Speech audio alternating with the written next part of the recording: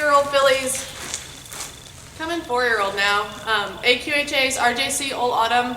She's just getting started with her groundwork and just about ready probably to start thinking about saddling her if she's ready for it. She's a performance bred horse, so she's got a lot of go, and she is a sensitive horse. So that's just something that I'll keep in mind while working with her this morning. Want to make sure that in our groundwork she's responsive and can yield her front end, yield her hind end, go when I say go, but still keep her head about her and kind of keep her emotions in check. Not get herself all worked up, but be able to relax quick after I ask her to do something. So she's real focused on me. You can see that. She follows me and tracks easy with me. She's very checked in with me. That comes from the early groundwork and early handling that we've done with her. So that's not hardly, you're not seeing halter pressure moving her there. That's how much she's focused on me. So that comes from paying attention to the stress indicators when you're very first getting them started and not pushing them out of what they can handle. You want to push them out of their comfort zone a little bit, but then build trust back up with them so they see that they can seek comfort in you. So I'm just going to work on sending her, making sure that, yes, she's focused on me, but that she's still moving when she should be moving. And then make sure that I can bring her back down emotionally from that, so I can ask her to go and she'll know to go, but that I can help her to get back down to this level of relaxation. She's got to back up a little bit. She can't be right on top of me. So I'm going to give her some cues. I'm going to point. The lead rope is backing at my ass. If it has to touch her, that's okay. She knows the cue. You saw she was trying to figure it out. We've done it enough. She's got to navigate around that saddle. She's done it enough. She knows that cue. So if she hasn't moved off of it and that lead rope touches her, that's her own problem. I'm not aiming for her. I'm aiming for the space that she should have moved herself out of. I'm going to have her disengage here. So yield the front end away from me, and she's ready to see what her next thing is. And there, that lick and chew is very important. Okay. So I'm asking the other direction, just keep your ass. The lead rope got tangled. Good. She's coming in again, so I just ask again. Good. If it doesn't go according to the plan, that's fine. The more they mess it up and you've got to work with them on it, the better they get when they do figure it out. So she didn't 100% realize the ask there or respond like she should have. You just stay calm and we're disengagers. You stay calm, keep your ask up, and eventually keep the pressure on until they figure it out. And you don't need to look for, when you first start it, you don't need to look for full circles like that. If she didn't figure it out and she took one step in the right direction, that's enough. But you want to be able to send them like that, put some pressure on them, get them out of their comfort zone, and then they come in just like this, head low, blinking, still mentally checked in with you, ready for whatever you're asking for next. So I'm going to send her to my left again. So those cues are, she'll feel some halter pressure, she'll see me point, and I'll start clicking to her. Everything else from there is just asserting pressure until she moves.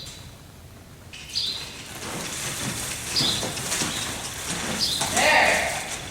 So you saw she was kind of anticipating going right. So that must be the way she wants to go. That's something to keep in mind as you're working your horses. If they can always anticipate the right, then send them left. Eventually they'll start anticipating left, and then you'll send them right. You want to keep them focused on you waiting for your cues rather than them trying to figure it out. And there's that lick and chew again. The fact that I can send her off and put that much pressure on her, and when I stop her, she licks and chews right away like that, is a whole lot of mental preparedness that we've done before even getting started here. I'll have to do a whole video just about that and kind of explain what goes on in their head and how you get them prepared to be able to escalate pressure like I do. And then as soon as they stop, let them let down and relax like that. So she's kind of, I don't know if you can tell from the camera, she's kind of leaning left. I've sent her to the left 2 times in a row. I'm going to send her to the right this time because it looks to me like her body's anticipating left. So we'll try heading to the right. Look at that. How much less pressure we had to use there to get her moving. While she's moving, look at how her body's bent. Her body is bent in a way that matches the circle that we're on. Her inside ear is towards me. She's paying attention to me. A A lot of times you see people lunging horses and they're just bent to the outside, looking and whinnying at everything to the outside, and paying zero attention to their handler. That's one of my biggest pet peeves. If she comes in too close, I'm just going to send her the other way. Good.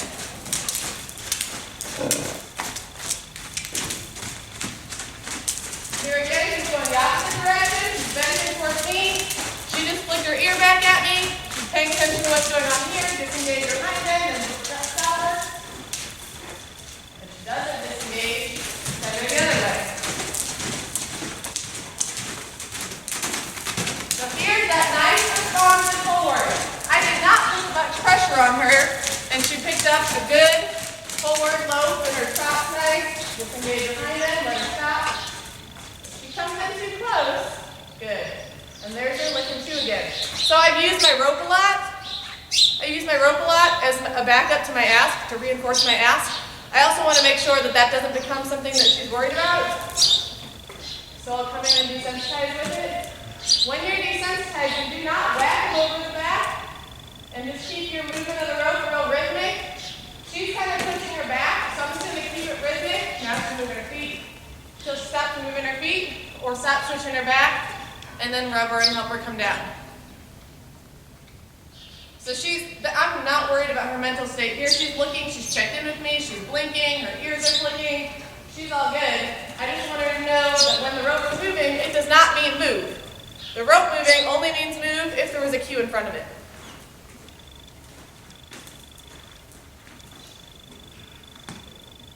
Back's twitching every time that the rope touches her. As long as she's not moving her feet, that's what I'll keep using as my guideline for when I stop with the rope. When she stops twitching her back. Twitching her back is just them holding tension in their body. There are a lot of people who will do this and do this and do this, and if the horse is standing still, they think that that's good, but they desensitize, but it's so much more than that. You've got to make sure that they're relaxed while you're presenting whatever stimuli you're desensitizing to. Or that they get relaxed while you're presenting that stimuli, so they learn to be relaxed about it, not that they just shut down and go into their own head and kind of deal with whatever it is that you're throwing at them. So here she's kind of wanting to move her feet again. There she stopped moving her feet, so there's where I'll let go and rub on her and make sure that she can come down. So her head's lowering, ears are flicking, she's kind of leaning into my rubbing. So that's just helping her to relax and not be worried about that rope as we work with it. Good. So I'll just repeat that stuff. Keep sending her, working her on the ground until she's 100% good at that today. And then I might start introducing the saddle pads on. But obviously you can all think, if I'm tossing that rope over her back, and the rope over her back is causing her back to twitch, how do you think she's going to feel about having a saddle strapped to her back? She's not ready for that yet. There's some other stuff that we could maybe do. We'll kind of just see how she's doing today. But think about that. You don't just kind of blow through all this and pretend like the back twitching isn't a thing, because it'll bite you in the butt whenever you go to saddle your horse.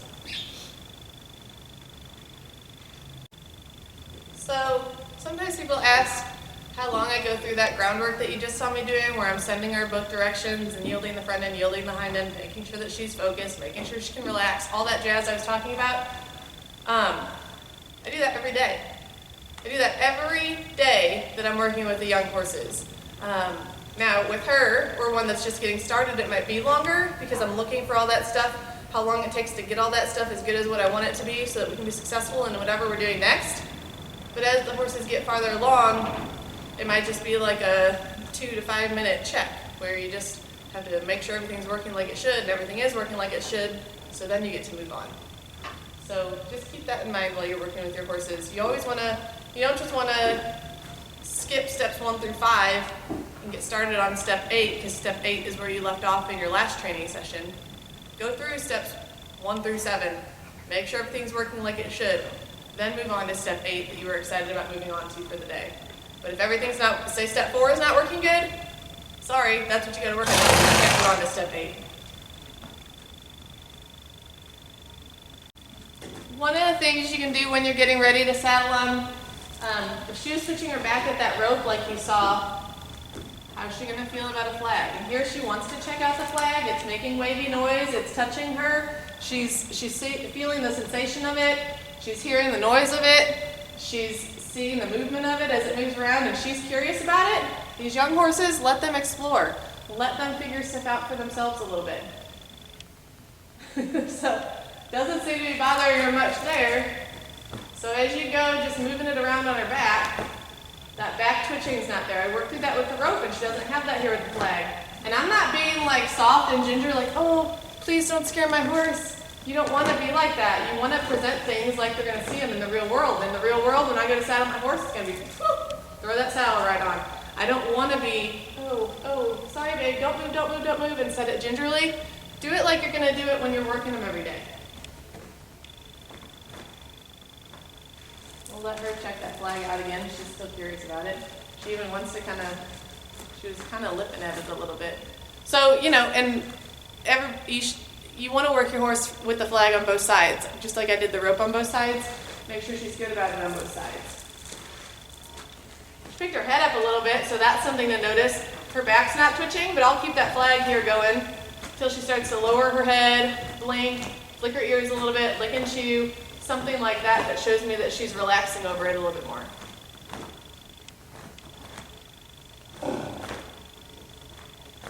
And I'll tell you something. If you're riding a horse every day and you can't walk up and do this with your horse has some skeletons in its closet that you aren't dealing with, and it'll bite you in the butt one day. So there she's kind of looking towards it like she's interested on this side too, so let her check it out just like we did the other. And I love this flag because I use it every day, but you can makeshift whatever you want. Take a lunge whip or something and put a plastic bag on it, an old t-shirt on it. It doesn't have to be this exact same thing to get the same effect. There, she's blinking, so I'll pull it off. And she really likes to see it, so just let her. I'll keep doing this a little bit longer, and I'll move all over her body with it, and then kind of show you the next step to what I do, getting her ready to saddle.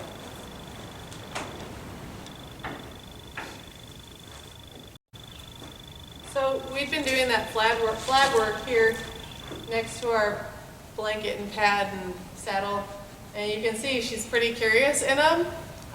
So it's one thing to be curious in them when they're on the ground. It's another thing to handle them going on to her back. So the flag stuff was looking pretty good, so then I might take my pad. I'm not just going to come out here like this, big thing all at once, and start tossing it all over her back. But she does need to start getting used to that motion and get used to something big coming up on and over her back. So I might keep it folded like this. And you can see her whole body shifting there, and pick her head up and move her feet. So she's thinking about it and she's worried about it. Until she stops moving her feet, rub her, she's blinking, so she's still acknowledging that that's what's going on. Still checked in with me, kind of looking to me for comfort.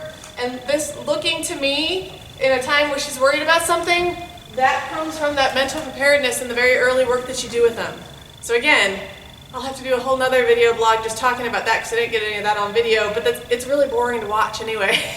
So I'll have to do a video blog on that to talk to you guys about that. So here she's a little bit distracted. We'll see how she goes. Sees it, thought it was coming, wasn't quite ready for it. There, she stopped moving her feet. There's that lick and chew. I'll talk about that in my video blog about mental preparedness too. Dropping her head. Good. Take it away. And since that was such a big letdown, she got that lick and chew and everything, I'm just going to completely take it away. And walking away from her with it releases that pressure even more than just standing there next to her with it. And look at that. She's not completely terrified of it.